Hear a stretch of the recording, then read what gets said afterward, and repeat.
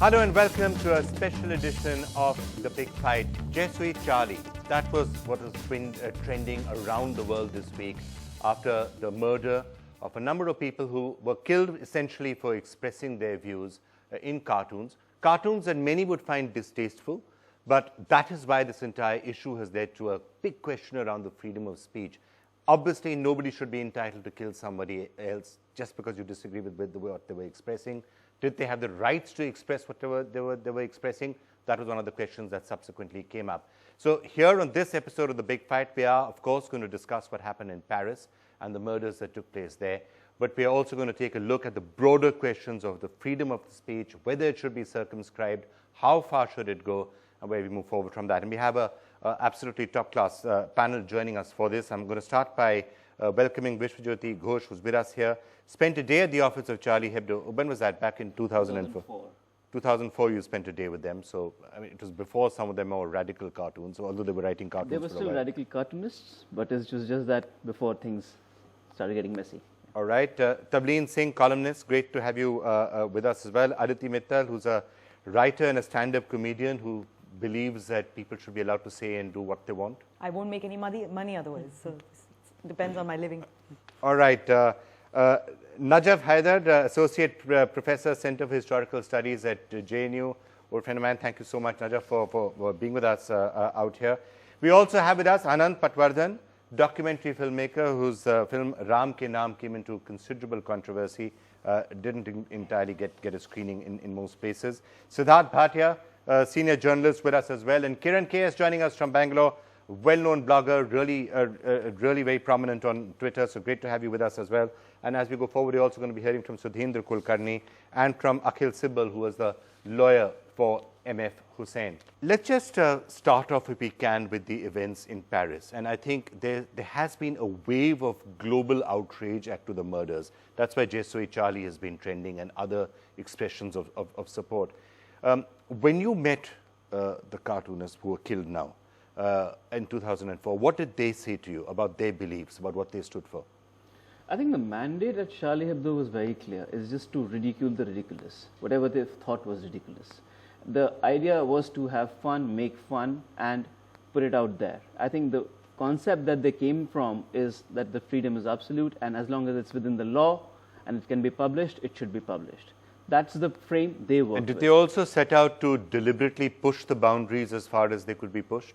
No, I think they were just having fun. I mean, they were not trying to, actually set any boundaries or even work around any boundaries. So it's not that they were doing this to test the freedom of speech or how far should the boundaries go. They were just debatable. I mean, in the sense, you have to see what context you are getting published in. So, it could be that I got safer with publishing with one cartoon, now let me try another. It could have been the case. Having said that, they were still fearless and anarchic in many ways. Yeah, Anand Patwardhan, you've had your own experience at pushing the boundaries. You came up with a documentary, came into a lot of controversy. What is your take on the events in Paris?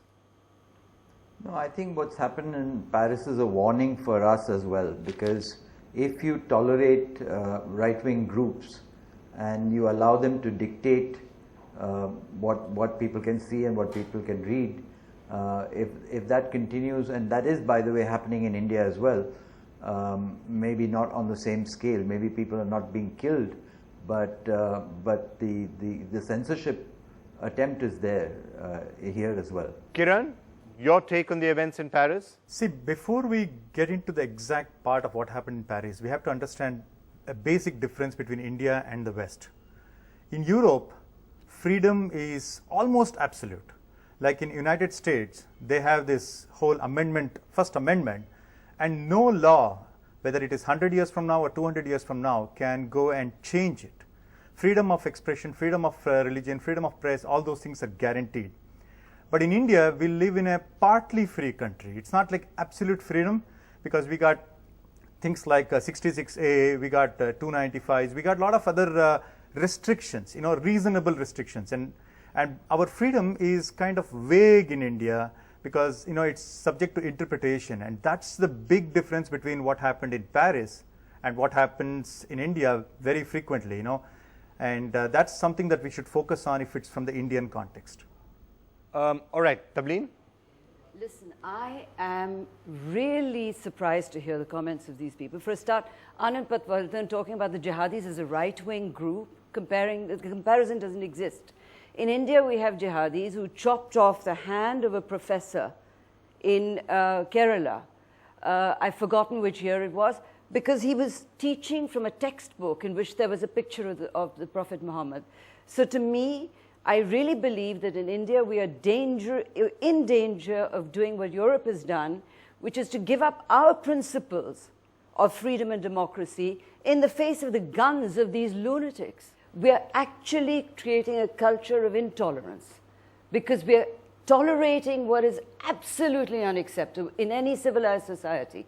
Now, India has Which part is intolerable? I mean, the fact that you kill somebody because you don't like a cartoon, that is beyond intolerance. Okay? Now, and it's always somebody with some religious problem that comes up with this. I'm sorry, you've got religious problems, keep them at home and, you know, deal with it with God and your own God. But you cannot do this, and you should not be doing it in India because we are a secular country, technically, under the Constitution. We have the right to freedom of expression with a small clause that has already been misused too often. Siddharth Bhatia, let me get you in on that note. I mean, obviously, there are some things which are unexceptional. Going in and murdering somebody because they publish a cartoon, that I think is something which deserves universal condemnation. We can then keep on debating the boundaries of freedom of speech, but let's at least start off by saying what's absolutely abhorrent. Yeah, well, I mean, it's unacceptable. Anywhere in the world, when journalists do get killed for their views, but this kind of reaction is unprecedented. There have been attacks on journalists in India. India has got a very poor record, and around the world. But to barge in, kill people because of something they did. Please also remember that Charlie Hebdo is a kind of equal opportunity offender. It has been drawing cartoons against all kinds of communities, all kinds of religions, all kinds of politicians. It had a very, very, people might call extremely distasteful cartoon about Michael Jackson after he died. And, you know, it's a lot of people's sensibilities may be hurt. Where India is concerned is that I think this phrase has become the most popular phrase of recent times. My sentiments are hurt. It can be an individual, you know, a community, a caste group, a religious group, just some people getting together and saying, if you remember the case of a film, innocuous film called Billu Baba, some people got together. The point is that not only the community, not only the filmmaker, the author, the cartoonist, but also the government, they buckle under immediately. There has never been a principled stand by anybody. It's always fuzzy to say, sorry, this is non-negotiable, you don't like it, go to the court, write a letter, hold a protest. Okay. Its first reaction is to buckle under. Wendy Doniger, Penguin buckles under. Yeah. So, you know, we have reached that stage, and I'm afraid it's in the last 15, 20 years, where this kind of hurt, perceived and real, is constantly being projected just to see what you can get out of it, publicity, money, or just power. Okay. And that really worries me. I'll come back to the Indian example, but Sudhendra Kulkarni, while obviously I think everyone should be clear that murdering somebody because of their views is outrageous, what do you feel about the pushing of boundaries? Now, you can argue, as the argument is being made, that they have every right under French law at least to publish whatever they wanted to, even if others found it distasteful. You know, distasteful is is an understatement. They were not only offensive, they were incendiary. You know, this argument that they were equal opportunity offenders does not hold water, because let's believe that in this particular case, some of the most fundamental tenets of Islam were being violated, assaulted. You know, in Islam, unlike in other religions, you cannot reproduce an image of Prophet Muhammad. You know, others may like it, may not like it, but this is a fundamental principle of Islam.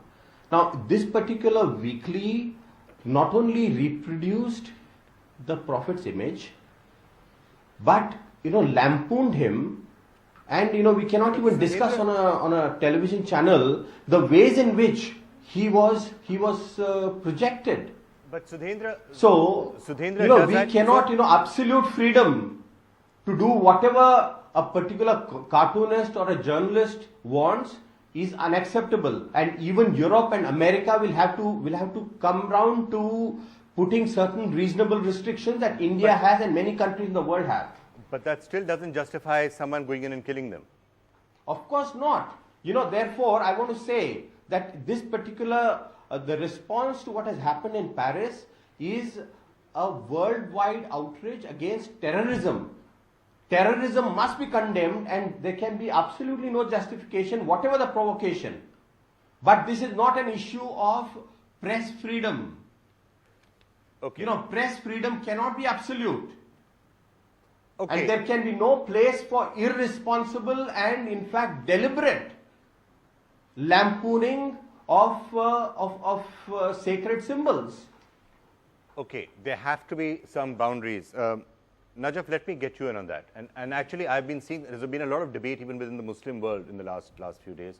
A lot of people, for example, referring to the fact that if you were to strictly go by the Quran actually says that somebody who does insult the Prophet, leave them to Allah to deal with. So there is a lot of debate about this. How do you respond to what happened there and what Sudhendra was saying specifically?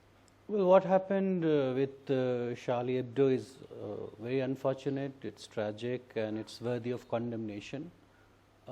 Even though we don't have much information on the circumstances, we also don't know what is the wider ideological hinterland of these two individuals who were murdered, the cartoonists.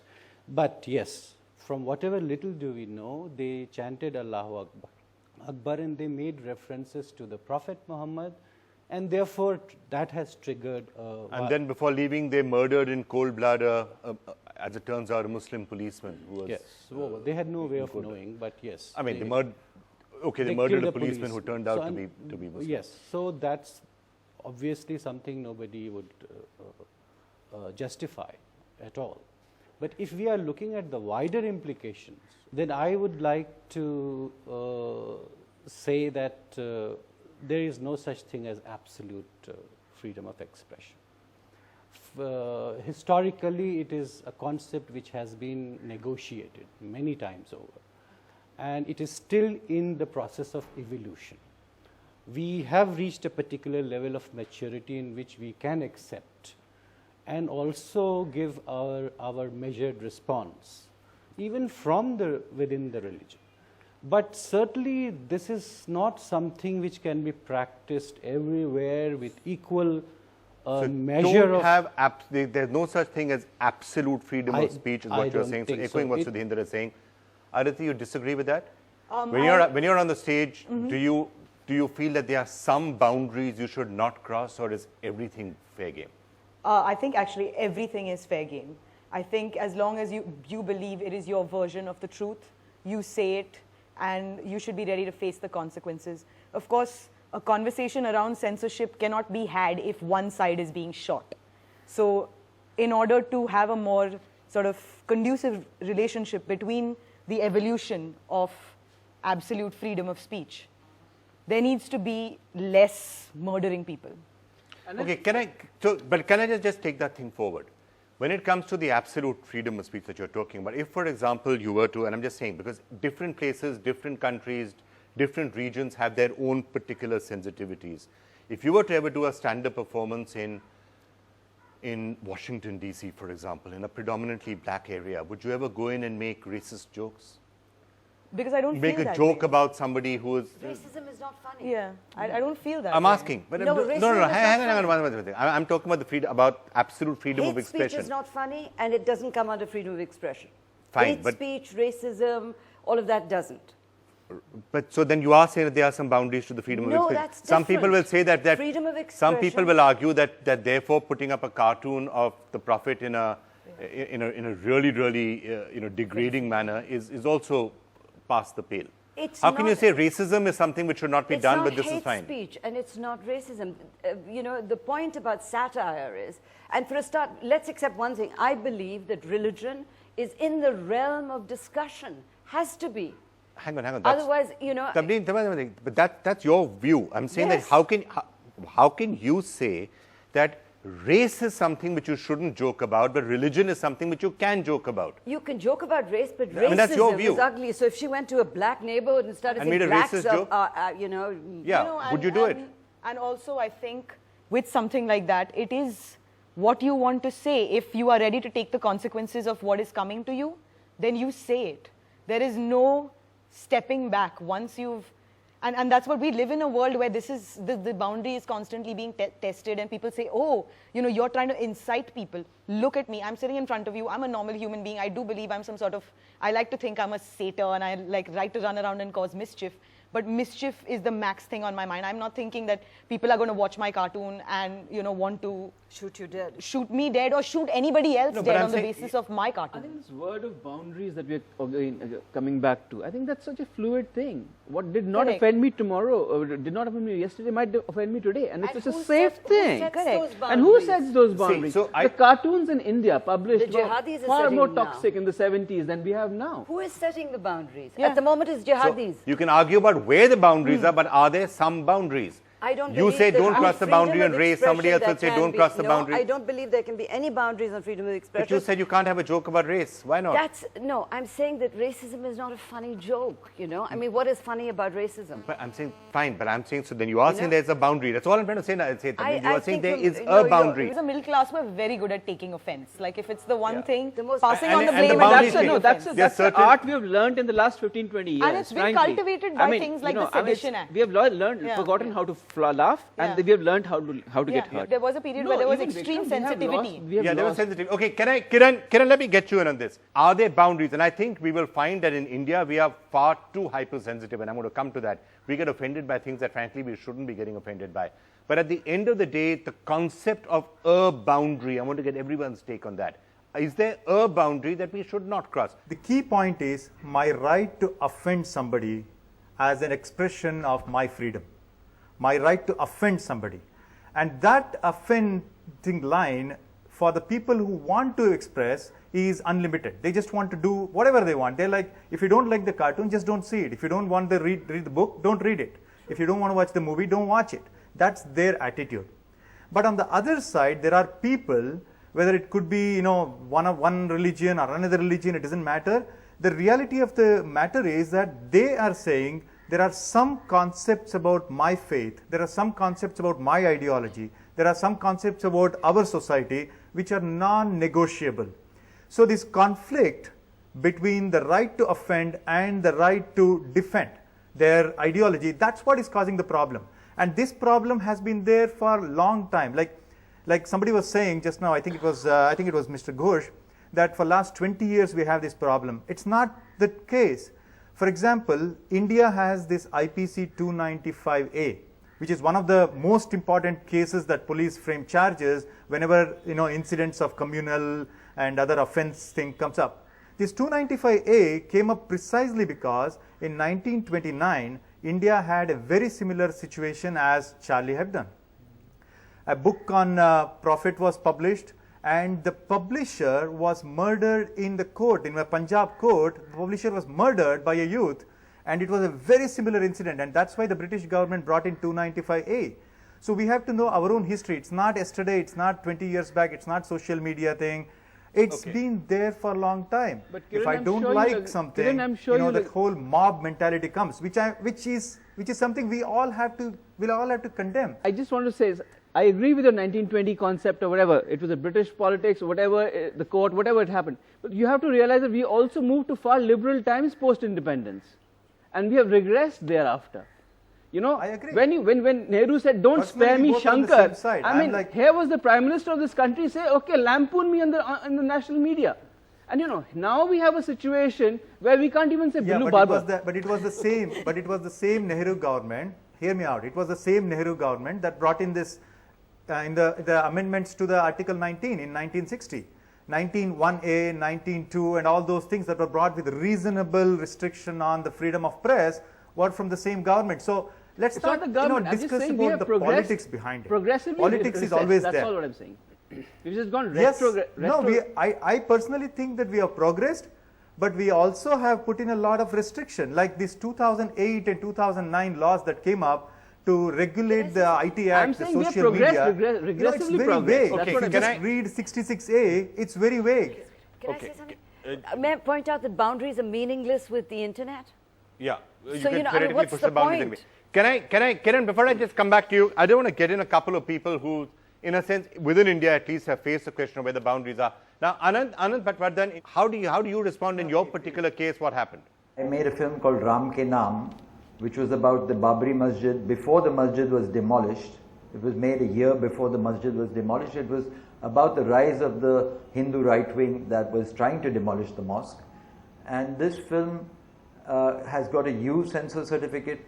It has got a national award. It has got a Filmfare award. It's been shown on Doordarshan after we won a case, and the courts decided that it was in the public interest to show this film on TV. 24 years after this, the film still faces attacks from the Hindu right wing. And what happened in the most recent example was that the law college in Pune had invited me to screen the film. The students had invited me, and one day before, after making all the posters for 10 days, one day before the actual screening, they cancelled the screening. The students told me there were threats, and then later on they said, no, sorry, there were no threats. They just arbitrarily decided not to show the film anymore. Okay. So I've gone and put the film on YouTube so that the public can see this and we can bypass Which is the point that Tableen is making, that beyond a point you can't censor anything. I think more people have seen the Charlie Hebdo cartoons in the last 3 days than have seen it perhaps in the entire history. Everyone has seen every single cartoon in the last few days, which they earlier wouldn't have. Basically, I think what I've been hearing today from the panelists is that we're talking within the comfort zone of talking about Islamic jihad somewhere outside the country and the horrific incident of murder, which obviously all of us condemn. But the real fact is that in our own country, the right wing is growing, the intolerance is growing, and it's coupled with state censorship, which comes in through the censor board, etc. There is this extra state censorship done by the right wing groups, and now there's also self-censorship. There's people are afraid to speak out. So we're living in an atmosphere of fear. You must mention the jihad, Anand. Okay. There are jihadis cutting off people's hands in India. Yeah, but the jihadis you don't recognize are also equally, if not even more dangerous, because they happen to be in government.